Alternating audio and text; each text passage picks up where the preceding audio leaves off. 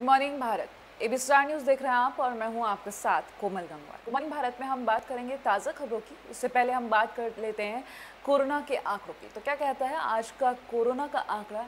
21 जुलाई है आज और आज के आंकड़े जी हाँ, पिछले 24 घंटों की अगर बात कर लें तो यह आंकड़ा 37,000 के करीब पाया गया है। कोरोना संक्रमितों की संख्या अगर बात करें सही एक आंकड़े की तो 37,148 लोग कोरोना संक्रमित पाए गए हैं। कोरोना से कितने लोगों की मौत हुई है पिछले 24 घंटों में? तो ये आंकड़ा होगा 587 लोगों की पिछले 24 घंटों में कोरोना के कारण मौत हुई है।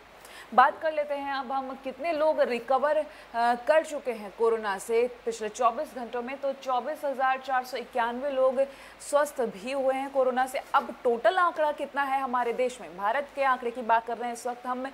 तो कितना आंकड़ा है इस वक्त हम बता दें आपको। तो 11,55,191 लोग भारत में अब तक कोरोना की चपेट में आ चुके हैं।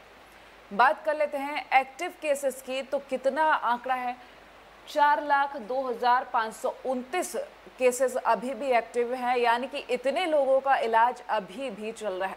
बात कर ले अगर रिकवर्ड लोगों की तो 7,24,578 लोग स्वस्थ हो चुके हैं। अब तक 7,24,578 लोग स्वस्थ हो चुके हैं कोरोना से बिना वैक्सीन बने अभी तक का ये आंकड़ा है। बात कर ले अब तक की मौत के आंकड़ों की तो 28,084 लोग की मौत हो चुकी है अब तक। ये आंकड़ा लगातार बढ़ता जा रहा है, हालांकि रिकवरी रेट भी बढ़ रहा है, लेकिन चिंताजनक ये है क्योंकि कम्युनिटी ट्रांसमिशन की बात हो रही है। यहाँ पे कम्युनिटी ट्रांसमिशन की एक तरह से शुरुआत हो गई है। लोगों में कोरोना काफ़ी तेज़ी से फैलता जा रहा है। जहाँ शुरुआत की अगर बात की जाए तो लोगों को ये डर था कि भारत में कहीं कम्युनिटी ट्रांसमिशन शुरू ना हो जाए, हालात बेकाबू हो जाएंगे। तो देखा जाए तो अब कम्युनिटी ट्रांसमिशन एक तरीके से शुरू हो चुका है। वहीं अगर बात कर लें हम राज्यों के अनुसार तो राज्यों के अनुसार महाराष्ट्र, तमिलनाडु, कर्नाटका, गुजरात, दिल्ली ये कुछ राज्य ऐसे हैं जहां पर ज़्यादा तेज़ी से आंकड़े बढ़ रहे हैं और सबसे ज़्यादा कोरोना संक्रमित मरीज़ इन्हीं राज्यों में। अगर बात कर लें सबसे पहले राज्य की महाराष्ट्र की, तो महाराष्ट्र में सबसे ज़्यादा कोरोना संक्रमित मरीज़ हैं। यहाँ पर अब तक 3,18,665 लोग संक्रमित हो चुके हैं। तो इस तरीके से लगातार इलाज की बात तो चल रही है, इलाज किया भी जा रहा है, लेकिन वैक्सीन ना होने के कारण ये आंकड़ा बहुत तेज़ी से बढ़ता जा रहा है, जिसका सिर्फ एक इलाज है कि हम खुद ही सतर्क रहें, मास्क, सैनिटाइज़र का उपयोग करें और सोशल डिस्टेंसिंग का पालन ज़रूर करें। खबरों की शुरुआत कर लेते हैं हम। पहली खबर की बात कर लेते हैं तो मध्य प्रदेश के राज्यपाल लालजी टंडन के निधन पर पीएम मोदी बोले हमेशा लोक कल्याण को महत्व दिया है उन्होंने। तो मध्य प्रदेश के राज्यपाल लालजी टंडन का देहांत हो गया है। मध्य प्रदेश के राज्यपाल लालजी टंडन का 85 साल की उम्र में निधन हो गया। उन्होंने लखनऊ के मेदांता अस्पताल में मंगलवार की सुबह दम तोड़ा। उन्होंने 5:35 पर अंतिम सांस ली।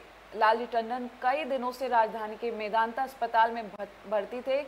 उनके पुत्र नगर विकास मंत्री आशुतोष टंडन ने ट्वीट करते हुए कहा कि ये दुख की खबर है। बता दें कि टंडन उत्तर प्रदेश की राजनीति में काफ़ी सक्रिय रहे थे और प्रदेश की भाजपा सरकारों में कई बार मंत्री भी रहे हैं और अटल बिहारी वाजपेयी के सहयोगी के रूप में जाने जाते रहे हैं।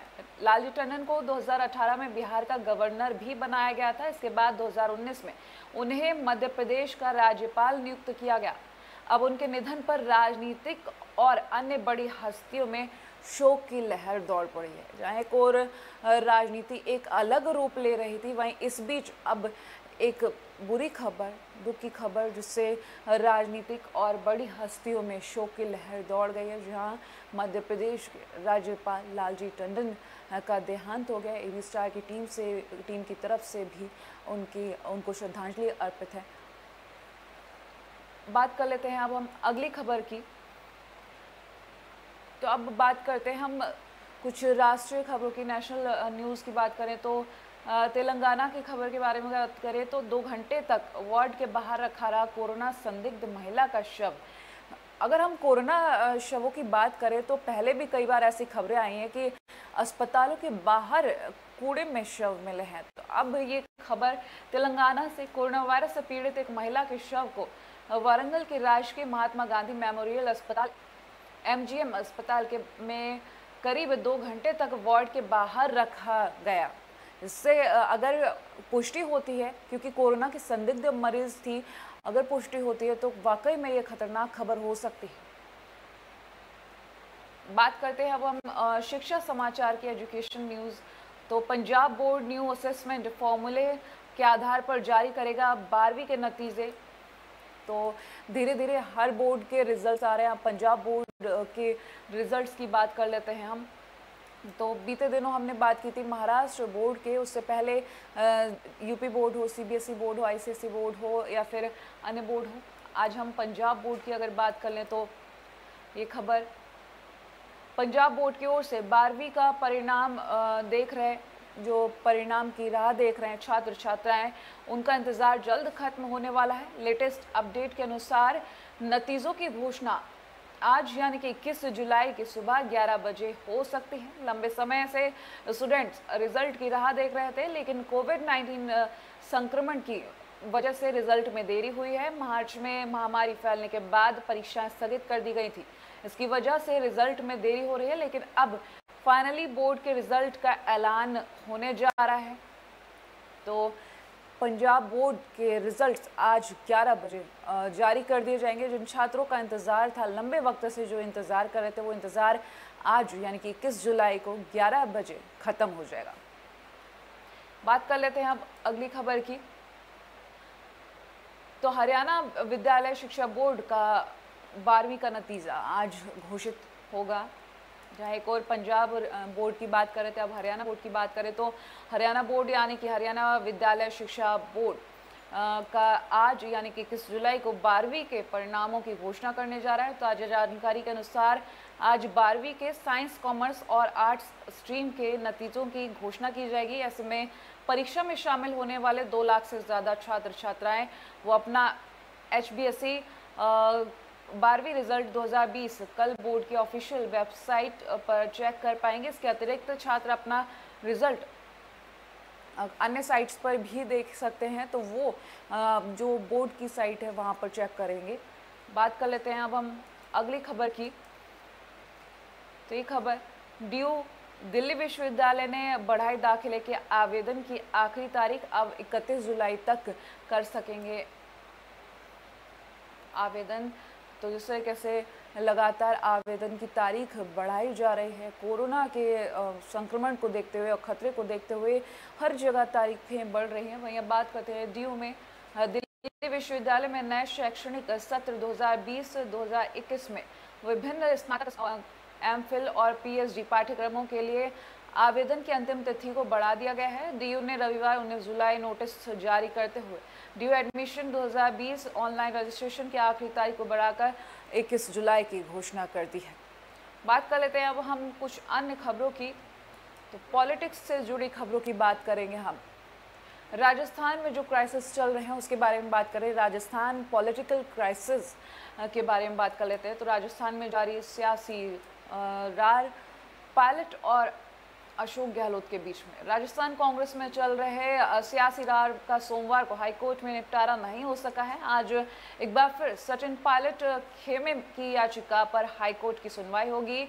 और दूसरी तरफ जयपुर में फेयरमाउंट होटल में कांग्रेस विधायक दल यानी कि CLP की बैठक होने वाली है। मुख्यमंत्री अशोक गहलोत के समर्थन करने वाले कांग्रेस विधायक इसी होटल में ठहरे हुए। जैसे कि से राजस्थान में जिस तरीके से जो सियासी खेल चल रहा है, उसमें पिछले दिन जो बीता दिन है वहाँ हाई कोर्ट में सुनवाई होनी थी, जो कि पूरी नहीं हो पाई, लेकिन जिसको लेकर आज एक बार एक और बैठक होने वाली है। बात कर लेते हैं अब हम अगली खबर की। तो हरियाणा के नए BJP चीफ ओम प्रकाश धनखड़ से जुड़ी खास बातें कुछ सामने आई हैं। नए चीफ, अगली खबर बात करें तो विदेश मंत्री ने किया साफ, भारत किसी गठबंधन का नहीं बनेगा हिस्सा, फ्री ट्रेड जल्दबाजी नहीं। पूरी खबर के बारे में बात करें तो विदेश मंत्री एस जयशंकर ने दो टूक कहे कि चीन के उद्भव से दुनिया में कई तरह के बदलाव आ रहे हैं और इसी की वजह से वैश्विक गठबंधन के आसार भी बन रहे हैं, लेकिन भारत किसी भी तरह का गठबंधन सिस्टम का हिस्सा नहीं बनेगा। जयशंकर के मुताबिक एक या दो शक्तियों पर केंद्रित रहने वाली वैश्विक व्यवस्था का अंत अब हो चुका है और अब जो नया ढांचा विकसित हो रहा है उसमें कई तरह की छोटी बड़ी शक्तियां सक्रिय होंगी। तो गठबंधन का हिस्सा यानी कि अभी जो वक्त चल रहा है आपदा में जिस तरीके से भारत जंग लड़ रहा है, एक तरीके से भारत की बात कर लें या फिर अन्य देशों की बात कर लें, क्योंकि इस वक्त कोरोना का जो खौफ है हर जगह फैल चुका है। भारत की ही बात कर लें तो हम एक अलग ही जंग लड़ रहे हैं। तो इसको लेकर अगर बात कर ली जाए तो भारत को लेकर कई लोग कयास लगा रहे हैं कि भारत गठबंधन का हिस्सा बन सकता है, लेकिन अब विदेश मंत्री एस जयशंकर की तरफ से ये क्लियर कर दिया गया है कि नहीं, भारत किसी भी गठबंधन का हिस्सा नहीं बनेगा। बात कर लेते हैं अब बिजनेस से जुड़ी खबर की। तो अच्छी खासी बढ़त के साथ खुला बाजार। विप्रो और आईसीआईसीआई बैंक के शेयर में दिखी सबसे ज़्यादा तेजी। वहीं अगली खबर, ग्राहकों से धोखाधड़ी करने वालों की अब खैर नहीं, घटिया सामान बेचने वाले जाएंगे जेल। अगर हम ग्राहकों के लिए खबर की बात करें तो ये खबर उनसे जुड़ी हुई। उपभोक्ताओं के साथ धोखाधड़ी करने वालों की अब खैर नहीं होगी। उपभोक्ता हित संरक्षण के लिए सख्त कानून सोमवार को लागू हो गया है। बदलते जमाने के हिसाब से कारोबार के तौर तरीके भी बदल आए हैं। इसी के मद्देनजर नए कानून में ई कॉमर्स पर सख्ती का शिकंजा कसा गया है। इस बाबत अधिसूचित रेगुलेशन में इतने प्रावधान किए गए हैं कि घर बैठे अपनी जरूरत के सामान खरीदने वाले उपभोक्ताओं के साथ ठगी करना अब आसान नहीं होगा। अगर बीते दिन हम इस खबर की बात करें तो ऐसी चर्चा हुई थी कि हो सकता है कुछ कानून में बदलाव हो और जो उपभोक्ता है ई कॉमर्स साइट से जो शॉपिंग करते हैं उनके लिए कुछ आसानी हो। तो अब उनके साथ जो धोखाधड़ी होती है वो आसान नहीं हो पाएगी। तो उपभोक्ता संरक्षण अधिनियम 2019 विस्तार से जानकारी देने के लिए वर्चुअल प्रेस वार्ता संबोधित की गई है खाद्य मंत्री रामविलास पासवान की तरफ से। उन्होंने बताया कि नए कानून के साथ जारी नियमावली में सभी प्रावधानों का विस्तार से जिक्र किया गया है। उसमें उपभोक्ताओं को भी कानूनी दायरे में लिया गया है। जो झूठी शिकायतें करने के आदी होते हैं ऐसे लोग भी नहीं बख्शे जाएंगे। झूठी शिकायत करने वालों पर 50,000 रुपए तक का जुर्माना लगेगा। तो एक तरफ जहां ग्राहकों के लिए कुछ आसानी की गई है तो वहीं जो झूठी शिकायतें करते हैं उन ग्राहकों के लिए भी बंदिशें लगाई गई हैं ताकि आगे एक बैलेंस करके चीज़ें चल पाएँ। क्योंकि अगर देखा जाए तो अगर कहीं से हम शॉपिंग कर रहे हैं वहाँ से धोखा मिल रहा है तो जाहिर सी बात है तो एक्शन लेना होगा। अगर ग्राहक परेशान कर रहे हैं झूठी कंप्लेंट करके तो उनके लिए भी कुछ बंदिशें तैयार की गई है। जो अगर बता दें तो 50,000 रुपये का जुर्माना उन पर लग सकता है। झूठी शिकायत जो करेंगे उन्हें इस तरीके की सज़ा भुगतनी पड़ सकती है। तो इसी के साथ आज गुड मॉर्निंग भारत में इतना ही। देश और दुनिया की तमाम बड़ी खबरों के लिए देखते रहिए AB स्टार।